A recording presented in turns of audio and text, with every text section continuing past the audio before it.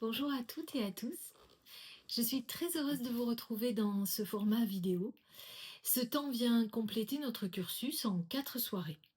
C'est un cursus que j'ai consacré au triangle d'énergie rebelle, aussi appelé le TER. Ce que nous allons parcourir aujourd'hui correspond à la première soirée du stage. C'est un moment essentiel. En fait, il pose le socle théorique et symbolique sur lequel tout le reste va s'appuyer. Dans cette séance, nous allons explorer 3 grandes étapes. Premièrement, comprendre les cycles traumatiques selon Bernard Monteau. Deuxièmement, découvrir comment ils peuvent se transformer. Et troisièmement, nous allons préparer le passage vers le triangle d'énergie rebelle de Georges Colleuil. Cette vidéo s'adresse à celles et à ceux qui ont déjà participé au stage, en présentiel ou en visioconférence, mais qui souhaitent approfondir ou revisiter cette première partie, parfois dense. Mon intention est simple, vous proposer une relecture claire, structurée et vivante avec des exemples concrets, avec des exercices simples et avec des ponts vers la pratique symbolique. Bernard Monteau. Qui est Bernard Monteau? Il est né en 1951. Il a commencé comme kinésithérapeute et ostéopathe. Son premier langage, c'est donc le corps. Très vite, il a compris que derrière les douleurs physiques se cachent souvent des souffrances psychiques. Dans les années 70, il va rencontrer Gita Malal, l'auteur des Dialogues avec l'ange. Cette rencontre marque un tournant. Elle ouvre son travail à la dimension spirituelle et symbolique. Il fonde ensuite l'école Arthas. C'est un espace de recherche et de transmission où se croisent la psychothérapie, la symbolique et la spiritualité. L'axe de son travail, l'axe central de Bernard Monteau est clair. Il s'agit de comprendre comment les traumatismes psychiques façonnent nos vies. Et surtout, comment ils peuvent devenir des chemins d'évolution. Il ne s'arrête pas au constat de la blessure. Il propose vraiment une transfiguration. Faire de la blessure une matière première de croissance. Georges Colleuil, maintenant, un mot sur Georges Colleuil. Il est philosophe et psychothérapeute. Il est aussi chercheur en symbolique, auteur de nombreux ouvrages, et il a créé le référentiel de naissance, un outil qui utilise les arcanes du tarot de Marseille comme miroir psychologique et symbolique. Son axe est d'explorer comment le langage symbolique éclaire nos blocages et nous aide à réorganiser nos énergies. Alors, leur point commun, Monteau part du corps et du ressenti, et Colleuil part du symbole et de la pensée. L'un monte du bas vers le haut et l'autre descend du haut vers le bas. Mais les deux partagent une conviction profonde, la blessure n'est pas une fatalité. Elle est une porte de transformation. Alors nous allons nous pencher sur les origines des traumas. 4 temps du cycle traumatique, les âges de formation des blessures. Un trauma peut survenir à tout âge, mais certaines périodes sont plus vulnérables. On les appelle des fenêtres de sensibilité. Alors il y a la période prénatale et la naissance. Un bébé dans le ventre ressent les émotions de sa mère, le stress, la peur, la solitude. À la naissance, il y a une séparation brutale, il peut y avoir une hospitalisation ou l'absence de contact. Tout ça, ça peut laisser une trace. Et ces blessures précoces ne s'expriment pas en mots. Elle s'exprime en sensations, une insécurité diffuse, une angoisse inexpliquée, une difficulté à se calmer. De 0 à 2 ans, c'est la période de l'attachement. L'enfant apprend si le monde est sûr ou dangereux. Alors, un parent absent, incohérent ou imprévisible peut générer une peur de l'abandon ou au contraire une dépendance excessive. Adulte, cela se traduit par des relations fusionnelles, une peur panique de la solitude ou l'impossibilité de faire confiance. De 2 à 3 ans, c'est la période de séparation et d'individuation, c'est l'âge du non. L'enfant affirme son autonomie. S'il est ridiculisé, culpabilisé ou puni, il développe une peur de l'initiative et un sentiment de honte. Adulte, il devient perfectionniste, il craint l'échec et il cherche en permanence à se conformer. De 3 à 6 ans, c'est la période de l'initiative. Alors l'enfant commence à rêver, à inventer, à créer. Un parent qui décourage ou qui se moque peut casser cet élan. Cela va donner souvent des adultes qui se censurent, qui doutent de leur créativité et qui n'osent pas se mettre en avant. De 6 à 12 ans, c'est la période de la compétence. L'enfant se compare aux autres. Il découvre ses talents. Si ses efforts sont à ce moment-là ignorés ou dévalorisés, il croit qu'il n'est jamais assez bien. Adulte, cela devient une surperformance, une quête de reconnaissance incessante, parfois jusqu'au burn-out. À l'adolescence, c'est la période de l'identité, hein. C'est l'âge des pairs, de l'appartenance. Un rejet à ce moment-là, une humiliation publique, une trahison peuvent marquer durablement. Et adulte, cela donne soit une tendance à la conformité, soit un besoin de se marginaliser par défi. Alors, à l'âge adulte, intimité, choix, même plus tard d'ailleurs, des ruptures ou des échecs peuvent réactiver ou créer des nouveaux traumas. Et ils vont colorer alors la vie relationnelle, professionnelle ou spirituelle. Alors, comment un trauma s'inscrit? Parce qu'un trauma, ce n'est pas seulement un événement, c'est l'effet qu'il laisse. Biologiquement, le cerveau émotionnel s'active. L'amygdale enregistre le danger et elle déclenche une alarme durable. Psychiquement, une croyance s'installe. Je ne suis pas assez bien. Je ne mérite pas. Je suis seul. Relationnellement, des comportements apparaissent. Fuir, contrôler, se figer, prier à tout prix. Et c'est ainsi que naît un cycle traumatique. Une boucle qui se répète. Voyons maintenant les 4 temps du cycle traumatique. Le temps 1, le choc. Le choc, c'est la fissure de la confiance dans le monde, dans l'autre ou en soi-même. Alors, il peut s'agir d'un événement unique, une humiliation devant la classe, une rupture brutale, un accident, ou alors d'une répétition insidieuse, un climat froid, des critiques quotidiennes, une absence d'attention. Psychologiquement, le choc sidère. Ça donne une respiration coupée, un cœur qui s'accélère. Le cerveau enregistre le danger.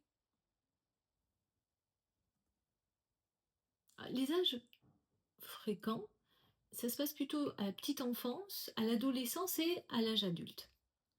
Par exemple, Frida Kahlo, son accident de bus à 18 ans. C'est un choc majeur pour Frida Kahlo. Il a bouleversé sa vie, mais il est aussi devenu un moteur artistique, parce que le choc est la graine du cycle. Voyons le temps 2, la trace. Après le choc, il reste une empreinte, une trace. Elle colore notre manière de voir le monde, souvent sans conscience. La trace prend la forme de croyances intérieures. Je ne vaux rien. On va m'abandonner. Si je fais confiance, je serai trahi. Elle s'imprime aussi dans le corps.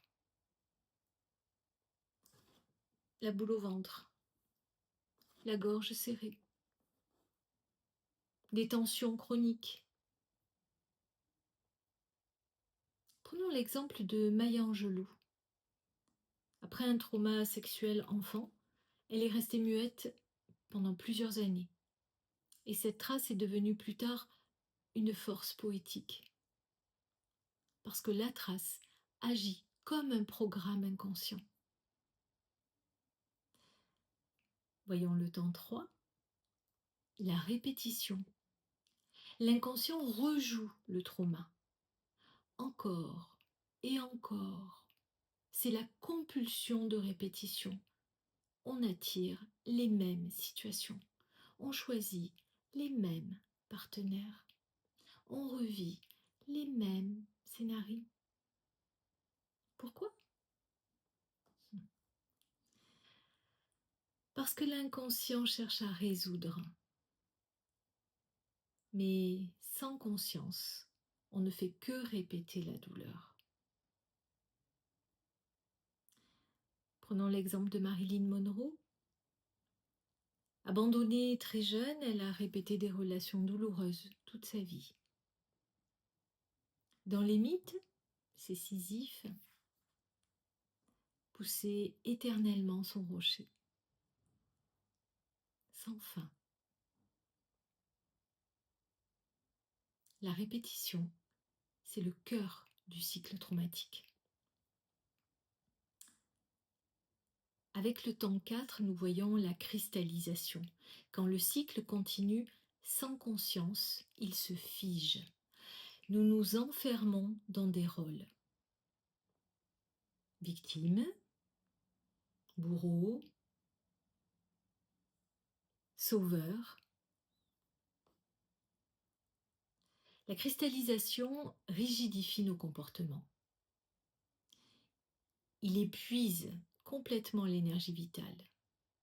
Par exemple, Richard Nixon, sa méfiance excessive et son besoin de contrôle se sont cristallisés en paranoïa politique. La cristallisation, c'est la prison du cycle.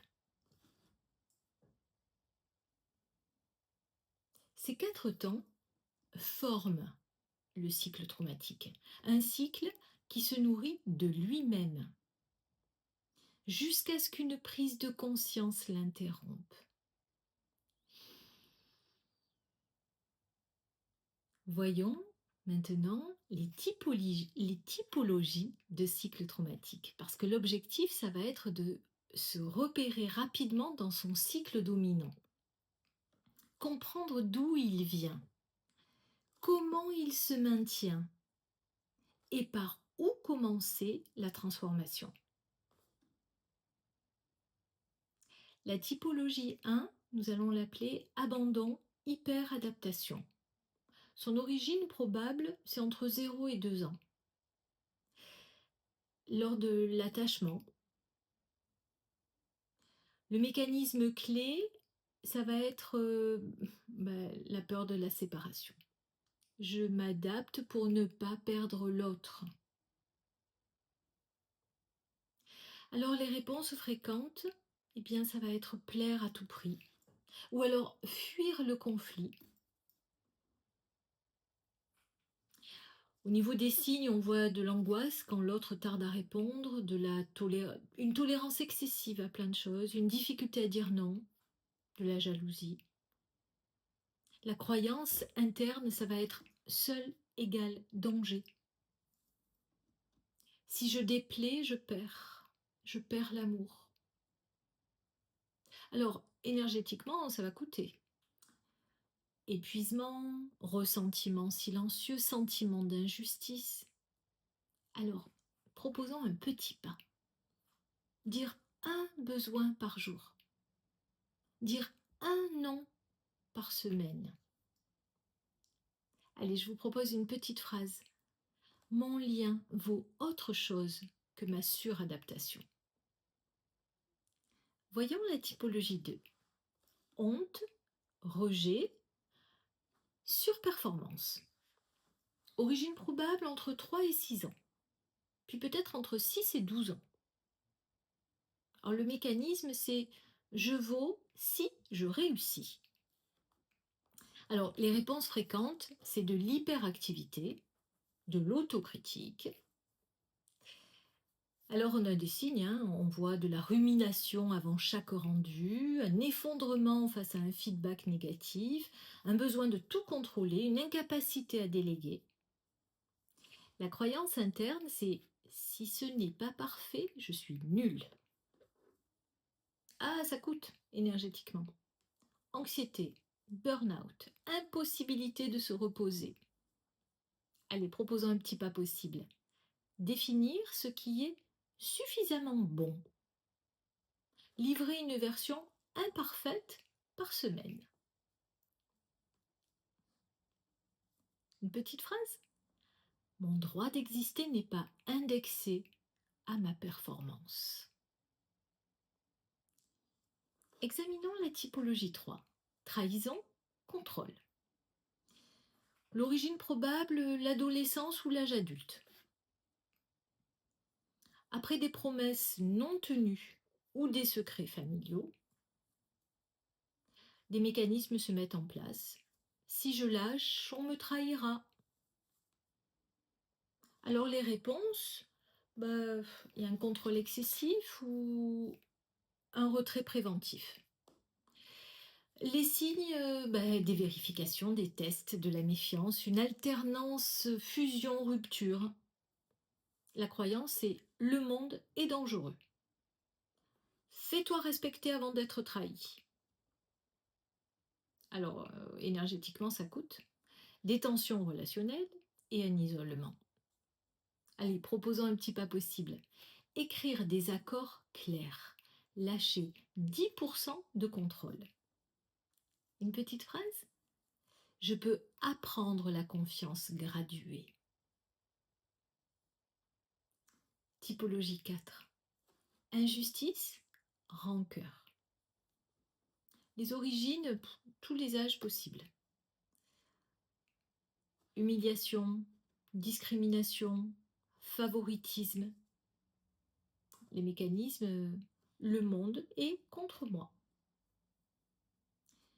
Les réponses mises en place, colère chronique, rumination. Et les signes, on va retrouver de l'hypersensibilité à l'injustice, des conflits répétés, des somatisations. Une petite croyance qui se met en place, si je n'attaque pas, on m'écrase. Énergétiquement, épuisement, isolement. Allez, proposons un petit pas possible. Transformer une colère en action constructive. Une petite phrase. Mon feu sert la vie quand il construit. Voyons la typologie 5. Intrusion, disparition. L'origine se situe entre 2 et 6 ans, quand l'enfant est moqué ou envahi. Le mécanisme exister est dangereux. Les réponses qui se mettent en place, se figer, se conformer, se cacher. Les signes, on va retrouver des personnes qui parlent à voix basse, qui évitent les promotions, qui refusent la visibilité. Les croyances, Si je brille, on me coupera la tête. Alors énergétiquement, eh bien, nous avons des talents invisibles et de la frustration. Petit pas possible, prendre la parole 5 minutes dans un petit groupe. Une petite phrase, j'ai le droit d'occuper ma place. Alors je vais vous raconter deux petits cas dans la vie familiale. Alors Élise, 38 ans. Dans son enfance, elle a un père brillant et très critique. On peut toujours mieux faire, dit-il. Temps 1, choc, humiliation publique. Temps 2, la trace, la croyance, je vaux si je performe. Temps 3, répétition, panique avant chaque rendu. Procrastination. Temps 4, cristallisation, rôle de la soldate parfaite. Petit pas possible, livrer une version imparfaite. Demander un feedback cadré. La petite phrase boussole, mon œuvre n'a pas besoin d'être parfaite pour être vraie. Allez, deuxième petit cas, dans la vie professionnelle de Karim, 42 ans. Lui, il travaille avec un chef toxique. Temps 1, choc, reproche public, mail humiliant. Temps 2, trace, si je ne contrôle pas, on m'écrase. Temps 3, répétition, fuite ou révolte. Temps 4, cristallisation, réputation de difficile. Petit pas possible, demandez une réunion de cadrage de 15 minutes. Cherchez un allié dans l'équipe. Petite phrase boussole, mon énergie de colère peut devenir du leadership. Je vais vous proposer un tout petit exercice. Fermez les yeux. Choisissez un cycle qui vous ressemble aujourd'hui. Notez mentalement un déclencheur typique, une réponse automatique, un petit pas possible en 48 heures et rouvrez les yeux. Notez ce pas. C'est votre levier de la semaine.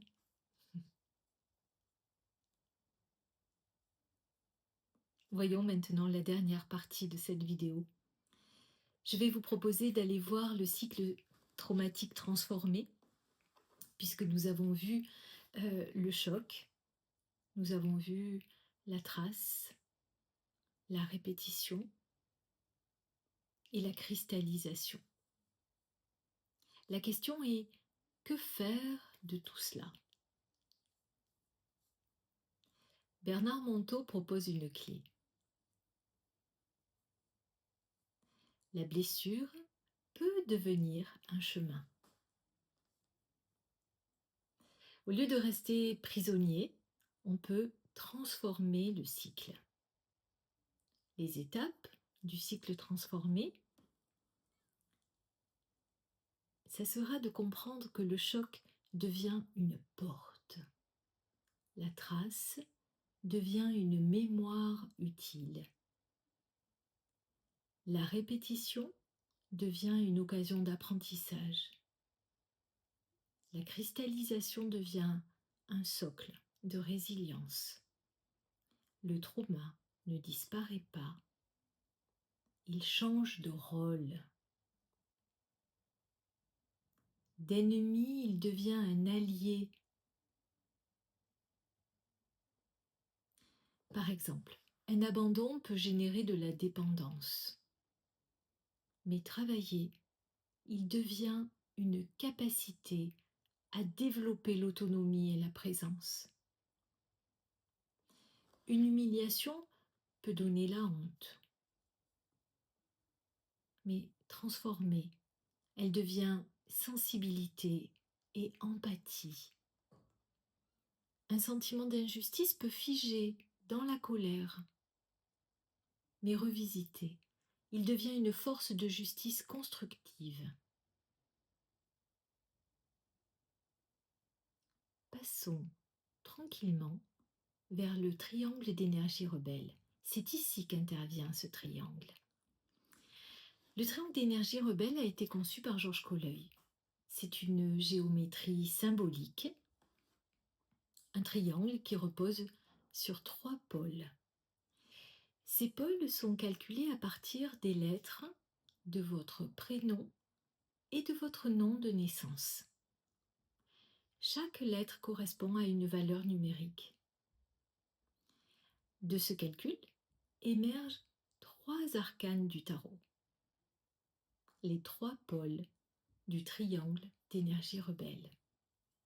Ils montrent l'énergie vitale, ce qui nous met en mouvement. L'arcane du sens, il indique la direction, la raison d'être de votre chemin. Et l'arcane de la place, il révèle comment incarner cette énergie dans le monde et dans la relation. Alors, pourquoi rebelle? Bien parce que ce triangle refuse les enfermements. Il invite à sortir des répétitions inconscientes. Il appelle à une rébellion créatrice. Inventez un chemin qui vous ressemble au lieu de subir celui qui vous enferme.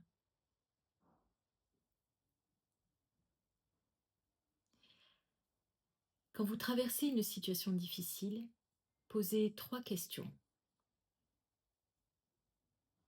Qu'est-ce que je désire vraiment? Quel sens cela a pour moi? Et quelle est ma place juste ici et maintenant? Ces 3 questions font circuler l'énergie. Ce qui était figé commence à bouger.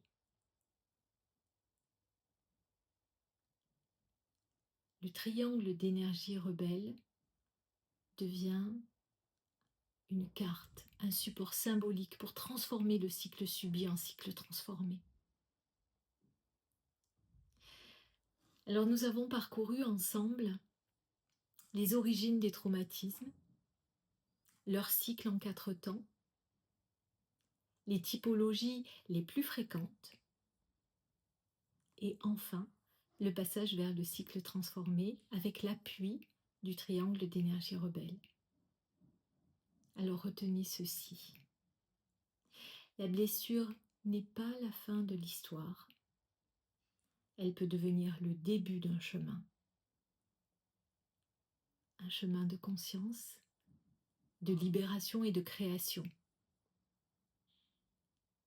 Merci de votre présence et rendez-vous pour la suite de ce voyage avec la formation complète au triangle d'énergie rebelle.